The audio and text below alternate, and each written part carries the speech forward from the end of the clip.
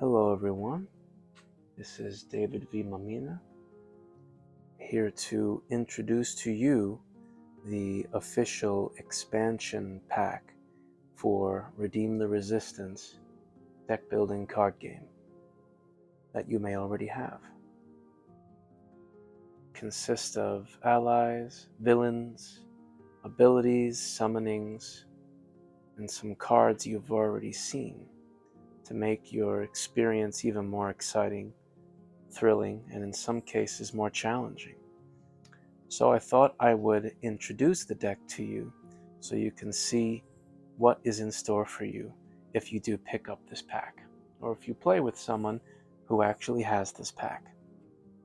I figure we start with a new villain we've added. Her name is Kayla.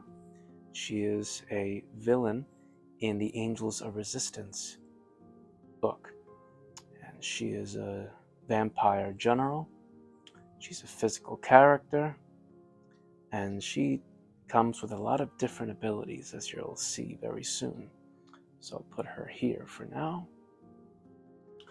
And then we have one of two Blood Reaper cards, and this is for the Redeem the Night book.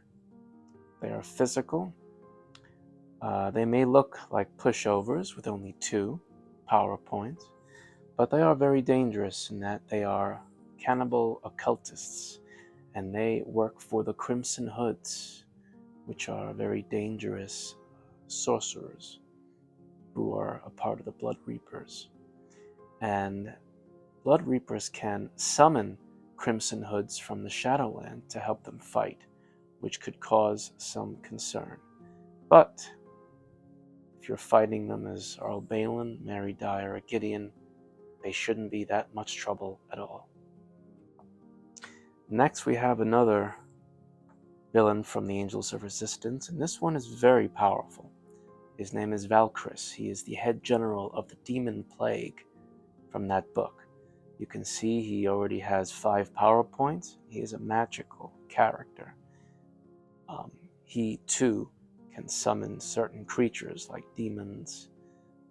He can also cause you a lot of stress with some summon cards that we've added to the expansion deck.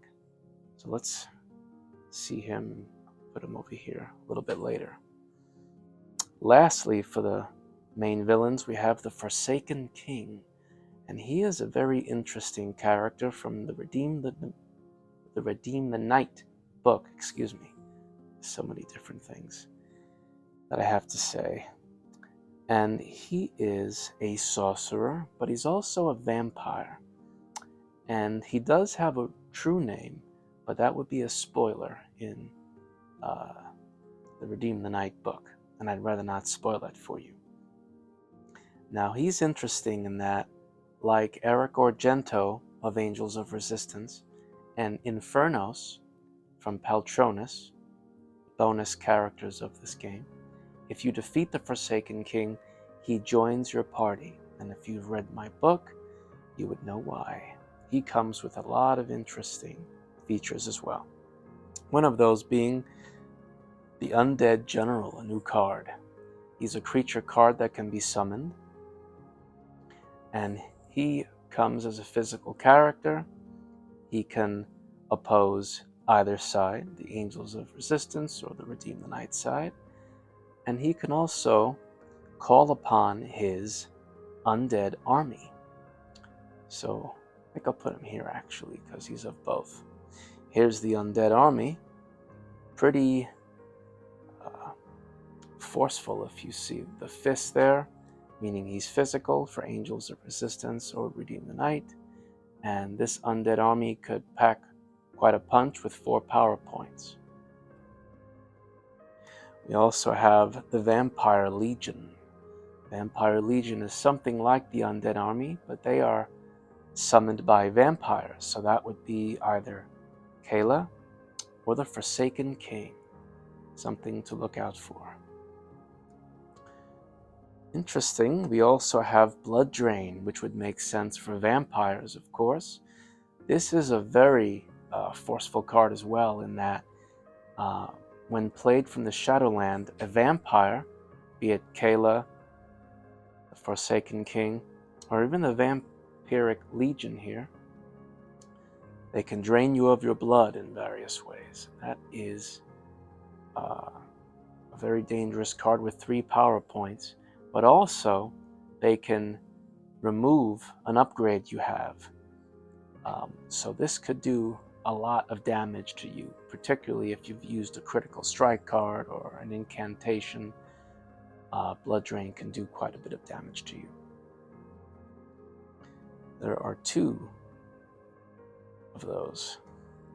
Then we have something called Sinister Knowledge, and this is particularly for Kira Kanum. Kira Kanum is known for his love of knowledge, of reading, getting the upper hand on his enemies. And this card actually allows Kira Kanum, when someone is battling him, to actually summon a version of himself if it's in the Shadowland. So if you're fighting Kira Kanum could play this card, and a version of him you were unable to defeat can return. So now you're not fighting 1, you're fighting 2. Quite perilous. So now let's talk about some of the help you could receive all these adversaries. First, we'll talk about Sir Thomas Excalibur from the Angels of Resistance. He is a paladin warrior and general with 3 power points. You can play him at any time as an action card when you are in battle. And because he's a paladin, he comes with some interesting features, as you will see very soon. We also have the Rising Sirens card for Redeem the Night. This is particularly an upgrade, very powerful upgrade I might add, of 4 power points to Mary Dyer's character. She's the most human, you might say, of the Redeem the Night side, as she starts off sort of modest with only 2 power points, but she does have some pretty powerful upgrades throughout the game. This upgrade is perhaps the most powerful, as her band of Rising Sirens comes to her aid, and this is permanently equipped to her character if you get it. We also have Michael Muriel's Staff of Truth in the Angels of Resistance.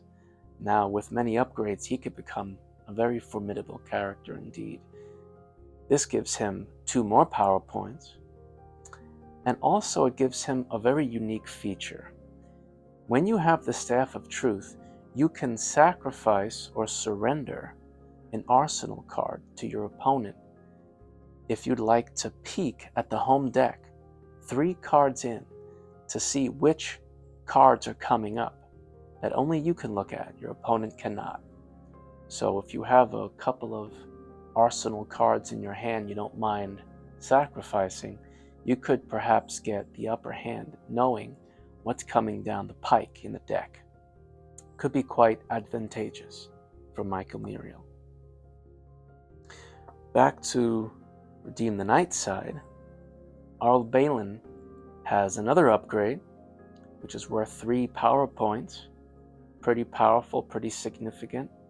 And he can use this really just for support, if he ever does need more support in a battle, because guiding spirits, as standing here in this game, are sort of a spoiler, and that is why I don't have the names of this character and the dog. If you've read the Redeem the Night trilogy, you would know who the dog and who that character is right there, and you'd understand why they are guiding spirits for Arl Balin in the game. So some more assistance for him. Put him here since he's not a villain. Also, we have a Paladin Legion, a summons for Angels of Resistance or Redeem the Night side. Physical character with 3 power points, and they are Paladins. They can be summoned by Sir Thomas Excallum or Arl Balin, who was a paladin on the Redeem the Night side. I'll put this over here. We have 2 of these, as a matter of fact. Then we have another interesting card. This is an action card called Cavalier. A very exciting card to use in battle. This adds 2 power points to you, but also it allows you to go again, meaning your opponent does not get their turn. You get to go one more time. So pretty much like a 1-2 punch. That also comes with a second card. So this can be played up to 2 times. We also have a very powerful card that can be used as artillery or as a spell. It's called Shatter Sky. And this actually will ground any characters on the opposing side that are in flight. So if you're fighting characters that are flying against you and they're using a critical strike card from the air against you, you can actually play this card and steal all of the flight cards from your opponent, literally grounds them and gives you a better advantage. Pretty useful, I'd say. Here's another Shadowland card. This is the Regeneration card. I almost had trouble saying that. And this is mostly used for characters that can regenerate in battle. So that could be characters like Satka from the Angels of Resistance. That could be like the Forsaken King, a vampire. Also, Kayla, I believe, can use this card. It says it in the description below, which characters can use the Regeneration card. And what that does is it removes any upgrade cards that are against you, causing you damage, much like Incantation, Critical Strike, Aerial Strike. It basically removes them from the equation, allowing you to regenerate. Pretty exciting. We also have Gideon, who is a witch on Redeem the Night side. She can use her Hex, and the Hex gives her 2 power points, but also gives her a unique feature. It can prevent the opponent from using any Shadowland cards. So as long as this card is played in battle for the entire round, the opponent cannot pull any Shadowland cards at all. So pretty exciting feature if you are Gideon from that side. She has the ability to do that up to 2 times. You also have the last new card in the expansion, which is the Withdraw card. It shows here perhaps Eric or Gento sulking the fact that he needs to withdraw and rethink his strategy, which is something you can do. Anyone in the game. It's an action card, as it says there, the symbol, the sword. And how this works is, if you're about to lose, if you're going to die, you can play this card and say, look, you win. You can take any items, any upgrades I used, but I'm going to leave with my life when you play this card. And then when you're finished, you can put it in your spoils. Basically prevents you from having to turn your card over in death. And finally, we have some extra cards returning. There's a steal card allowing you to steal from your opponent's spoils section. In the game, there are 2 steal cards and 2 cash guards preventing the opponent from stealing from your spoils. But this is the 3rd steal card, meaning someone is going to have that advantage of stealing and the opponent not having enough cash guards. We also have an extra critical strike, incantation, and for characters that are flying, we have an aerial strike upgrade card. These are all the cards that you'll get in the expansion pack. Adds a lot of features to your game. I thought I might also note that there are 3 more cards coming, but those are rare cards. These rare cards are going to be numbered. They're going to be dated and signed by me. Very soon, in the coming months, these 3 cards will be available for you to add to your deck or to keep somewhere special. There's only going to be 20 of them made in the entire world. So only 20 for each of these 3 cards. So when you do get these cards, you'll see them numbered, dated, and signed. Eventually, these cards will be re-released, but with different art, and they will not be numbered or dated or signed. So that you can actually really play with them and get some work into them. The rare cards, you can play with them as well, or you can put them in a safe space. Either way, I just want to tell you how grateful I am for those who have received this game from me and that have enjoyed playing with it with their friends and family. And it's been an absolute honor working so hard to create this game and to see you enjoying it. It just brings true gladness to my heart. I love what I do. I love creating content, books, and of course card games from my books. Most of all, I love interacting with you and finding out how you're doing with it and how much fun you're having with it. So thank you again for all your support, and I hope to speak to you again soon.